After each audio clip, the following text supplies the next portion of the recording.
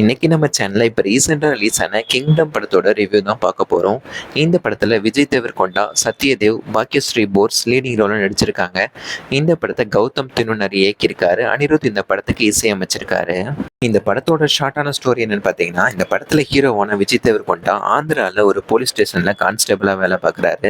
அவர் தன்னோட சிறு வயசுலயே வீட்டை விட்டு ஓடி போன தன்னோட அண்ணனை தேடும் முயற்சியில பல வருஷமா ஈடுபட்டு இருக்காரு. விஜய் தேவரகொண்டாவின் அண்ணனை பத்தி எந்த ஒரு குழுவுமே கிடைக்காதனால ரொம்ப வருஷமா அவரும் தேடிக்கிட்டே இருக்காரு.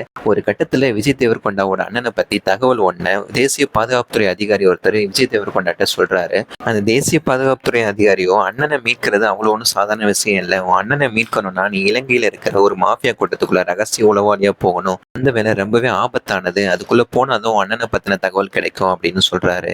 எப்படியாவது தன்னோட அண்ணனை காப்பாத்தி தன்னோட அம்மா முன்னாடி நிப்பாட்டணுங்கிற நோக்கத்தோட விஜய் தேவரகொண்டா இலங்கையில இருக்கிற அந்த மாஃபியா கூட்டத்துக்குள்ள ரகசிய உளவாளியா போறாரு. ஆனா அங்க நிலைமையும் வேற மாதிரியா இருக்கு.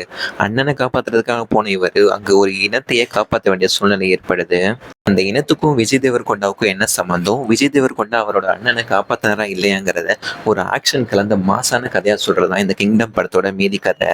இந்த படத்துல விஜய் தேவரகொண்டா ரொம்பவே சூப்பரான நடிப்பை வெளிப்படுத்திருக்காருன்னே சொல்லணும். குறிப்பா கோவக்கார காவலனாகவும், முரட்டுத்தனமான ஒரு கைதியாகவும், அதிரடி காட்டும் கடத்தல்காரனாகவும், ஒரு இனத்தையே காக்கிற தலைவன் பல பரிமாணங்களை நடிச்சிருந்தாலும் விஜய் தேவரகொண்டா ஒவ்வொரு பரிமாணத்திலையும் தன்னோட நடிப்புல வித்தியாசத்தை வெளிப்படுத்தியிருக்காரு.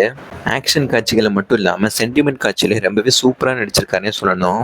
இந்த படத்துக்கு அனிருத் ரொம்பவே சூப்பரா இசையமைச்சிருக்காருன்னு சொல்லணும். அனிருத்தோட மியூசிக் இல்லைன்னா இந்த படம் ஒண்ணுமே இல்லைன்னு சொல்ற அளவுக்கு அனிருத்தோட மியூசிக் வேற லெவல்ல இருக்கு இந்த படத்துல.